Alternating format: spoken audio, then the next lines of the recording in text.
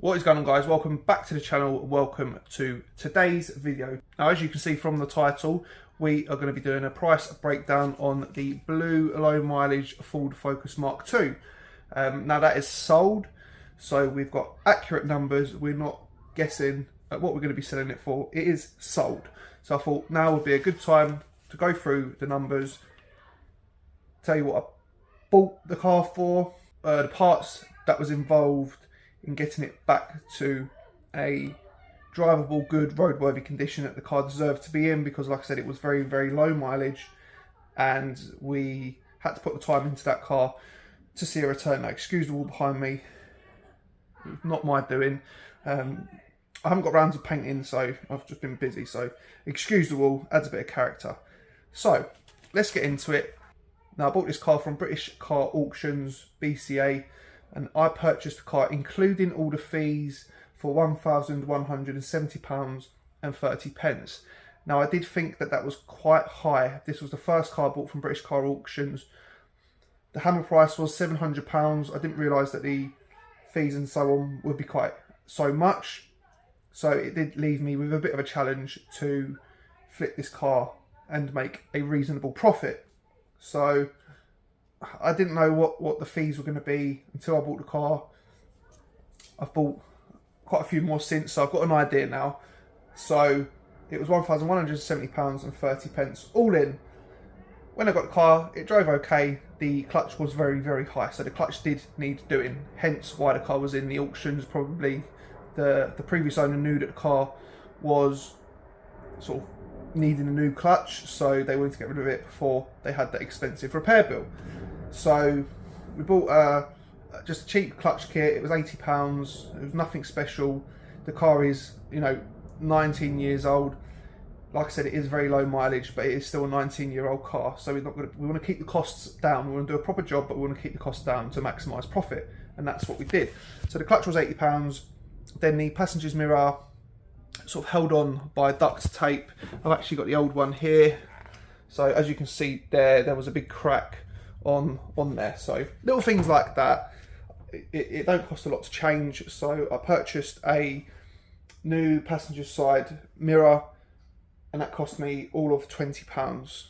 The guys a couple doors down were breaking a couple Ford Focuses, which was handy, so I managed to nick one of them off of them for £20, which I was really, really happy with.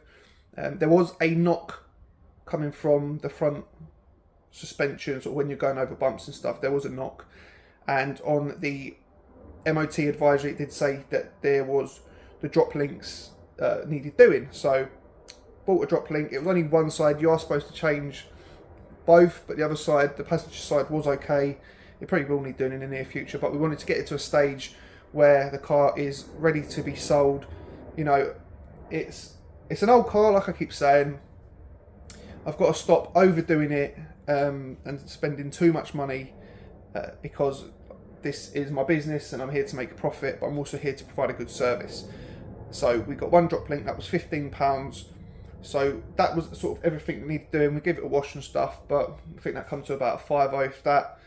A hoover inside, it was really, really clean.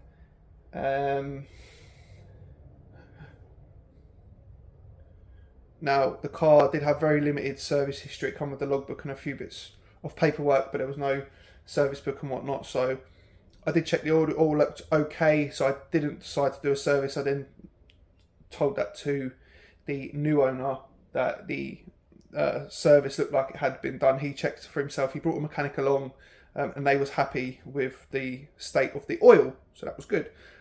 So total cost on the car and all the parts come to £1,285.30. With it being such an old car, it is ULEZ compliant, so that does go in its favour. I was looking at other cars similar mileage, for what they were going for, and they were going for sort of £1,800. So I thought I would try my luck, stick it up for £2,000 and see where it takes us. So I had it up for a week and a half or something like that, and then the guy was quite local to me. He got in contact, wanted to come and have a look at the car. So he come down and had a look at the car, test drove it, but there was some oil all over the alternator. And I didn't realise that. I didn't see that it was something that happened after doing the works on the car. The power steering pump, I think, went on it because it was low on power steering fluid. So in the back of my head, I'm thinking, if this was me viewing this car, I would not buy this car, because that is something that, you know, unless you know what you're looking at, it could be a number of things, but it did turn around. Luckily, it went in my favour that the guy brought a mechanic with him, because he said that's the power steering pump. It will need, whether something's come loose or something's needs changing, whatever. So I had it for £2,000, and I thought, well, where's this going to go? I wouldn't have been surprised if he walked away. It would have meant I'd have had to get that fixed. Power steering pumps on the Ford Focus, they are about £150 brand new. So anyway, he made me an offer. He offered me £1,700, which I was quite surprised, you know, that he went in that high, considering, you know, that is something that you can haggle on the price when you see something like that in person.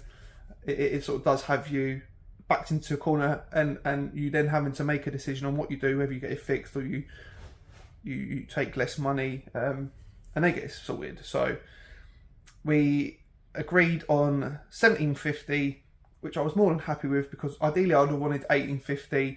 That would have left me with a nice return, but I made profit. The profit was £464.70. So overall, I spent a day on the car.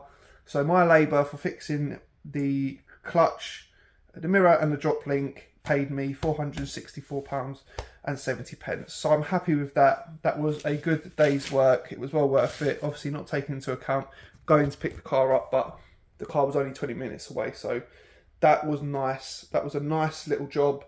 And it returned a nice little profit. So I'm really happy with that, and I'm pleasantly surprised with how nice the car was, because I'm used to buying from damaged cars from Copart and stuff, and with buying the damaged cars from Copart, you're sort of sitting on the car for a while because you're having to buy the parts, then you're having to get it painted. You know, the turnaround isn't so quick. So week and a half, the car is gone, I've got my money back and some, and we're on to the next one. So this is the start of something different, something more interesting for the channel, because I'm not prolonging videos out, waiting months sometimes for stuff to happen on cars. I've got another 4 cars out there to do some content on. Nice, easy stuff. There is one car that I've got out there which I do need to change a wing, so the bodywork side of things is still there. I don't miss it overly, but I like breaking it up and doing different things, you know, doing more mechanical stuff with sort of gearboxes and clutches and so on and so on. I've got another car that's overheating. I think the thermostat housing's gone. You know, you name it, there's something going on with these cars. And there are some cars where you can purchase them, give them a clean and put them up for sale, depending on what sort of profit margin you're after. So you can go the extra mile to get that extra little return. So they are the numbers for the blue Focus. Nice little profit on there. And then in the next video, what we're going to do, we're going to be cracking on with the Mercedes. It's a bit of a how-to video. We're taking the alternator off, fitting a new one, and then that car is ready to go. So little quick one for today, just to crunch the numbers on the Focus. But join me in the next one when we crack on with the alternator on the Mercedes C200. If you haven't done so already, make sure you follow us on Instagram at Salvage Diaries. We have got, like I said, I've got another 3 cars after the Mercedes to do some content on, so I'll get round to that. But yeah, the video is going to come thick and fast, and that's perfect for the channel, because I want to stay on top of it. I want to keep it going and keep getting content out there for you. Anyway, I'm waffling on, so thanks a lot for joining, and I'll catch you very soon in the next one. Take it easy, guys. Peace.